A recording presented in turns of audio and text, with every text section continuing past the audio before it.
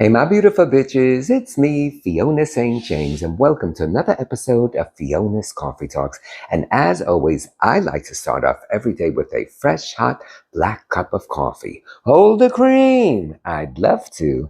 And of course, I think of my favorite quote of the century by Oscar Wilde, which says, life is too important to be taken seriously. So lighten up, folks. So today's topic is, drumroll please, Life of a Drag Queen, Part 6. Yay! Okay, so part 5, I spoke about Miss Gay Northeast and all the different contests and pageants that I did. So now I want to talk about like the early 90s, like all the different clubs and bars that I performed at, because at the same time that I was doing all these contests, I was getting booked a lot and like go-go dancing. So now all of the bars back then don't even exist anymore, because let's keep it real, honey. I ain't no spring chicken, more like fried chicken, deep fried. I digress, but I did just turn 60 a couple of weeks ago, which I'm like, how'd that happen? I was just 25.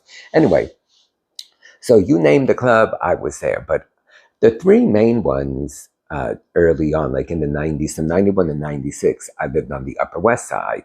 So there was the Candle Bar, which was literally right around the corner from my house. There was the Works, which was also near my house on like 81st and Columbus. So those two were places that I would go to, that I would perform at a lot. I remember even the Candle Bar at the time, they didn't really like, they weren't necessarily doing drag shows, but then because I lived there and I was there, well, I didn't live there, but I lived around the corner and I was there a lot. I was friendly with everyone and they were like, yeah, girl, do a show. So like, I think they like put planks of wood like on the pool table and like that was the stage, like that kind of thing. And then the Works actually did have a, a nice stage, but the main one that I was at a lot was Splash Bar, which unfortunately no longer exists. And that was on 17th and 6th in Chelsea. And how that ended up happening was Brian, who was one of the owners, Brian and Harry, God rest Harry's soul, Brian was one of the judges at Miss Gay Northeast, which is what I spoke about in the last video, number 5. And although I didn't win, Brian was impressed enough with me that I remember at the end of the contest, he came up to me. He was like, oh, you were great. I really loved you. And then he said to me that I want you to start working at my bar at Splash, and that he wanted to be my official sponsor. So now you might ask, what exactly does that mean? Didn't really mean anything. It's not like they were giving me money to like, for me to buy wigs or this or that. But essentially what it meant was that they booked me regularly. So that sort of became like my signature bar. So I was performing there a lot.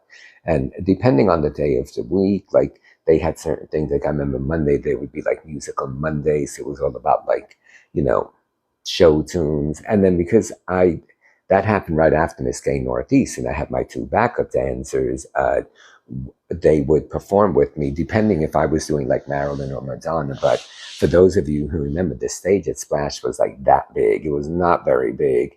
And if you remember, there was also showers there because they would have like go-go dances there. I'll never forget one time like performing, and somehow I don't know if I bumped into it or one of my dancers did, or maybe a ghost did it, but suddenly like the shower turned on, and like where the showers were, that's where you entered to get onto the stage. And I remember thinking, oh shit, bitch, I'm gonna get wet. I better not fall. Like even the stage got a little wet, girl. But she didn't slip or fall, and I was good.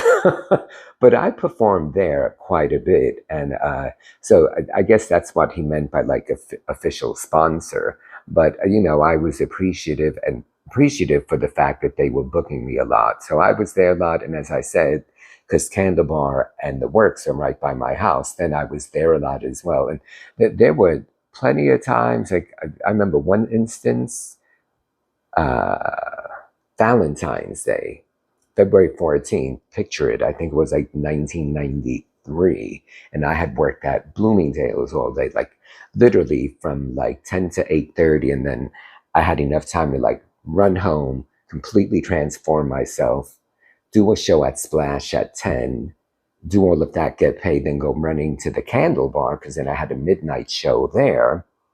And so I did that. And because I had worked all day and then had a minute to like get ready in 2 back-to-back shows, I was in my 7-inch platforms and I was so worn out. And I remember I had just started working at Bloomie's that August of 92. So for the following 6 months, I only had off like 2 days. I think I worked 7 days a week, except for like Thanksgiving and Christmas, and only because the store was closed. So by the time Valentine's Day happened, and I worked 10.5 hours and did these 2 shows, I was so exhausted. And I remember like the stairs at the Candle Bar were so steep and like dangerously steep. And there I was holding my drink, trying to walk down the stairs, trying being the key word, because my ass slipped, I fell, my leg bent, there went the ankle, my ankle hit every fucking step going down.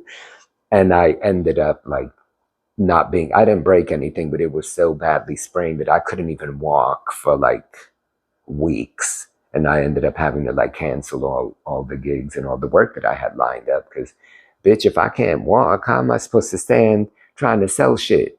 So, but yes, that was a very, very busy time. And you know, as I said, all of those bars, Roxy, Trax, Tunnel, the bigger clubs, Limelight, or the smaller places, none of them even exist anymore. But I was fortunate that I started doing drag at that time, because let's keep it real, honey. The club scene in the 90s is a completely different ball game than what it is now. And I think what we experienced back then, especially if you were doing drag, even if you weren't doing drag, but just that whole nightlife was incredible. And I don't know that that will ever be duplicated, and we can't go back in time. So, but I am happy that I was part of that. And you know, not for nothing, not to get political, but with all this shit going on, I think to myself, I'm glad I'm old. I'm glad I'm 60. I can't imagine like being 20 and trying to like have this many more years ahead of with all this nonsense. Anyway, I digress. So thumbs up, subscribe if you have not. Thank you so much for being here with me. I love you guys. Follow on my social media, FionaSt.James.com. The Saints is not spelled out, ST, instead with no period after that. And that's also the website to my self-published memoirs, which I should have with me, but I don't. It's over there, and I forgot to grab it, so I ain't gonna get up. But the life and crimes of Fiona St. James. All right, guys. Love you so much. Thank you for being here with me. And as always, I love doing these videos. All right. Bye.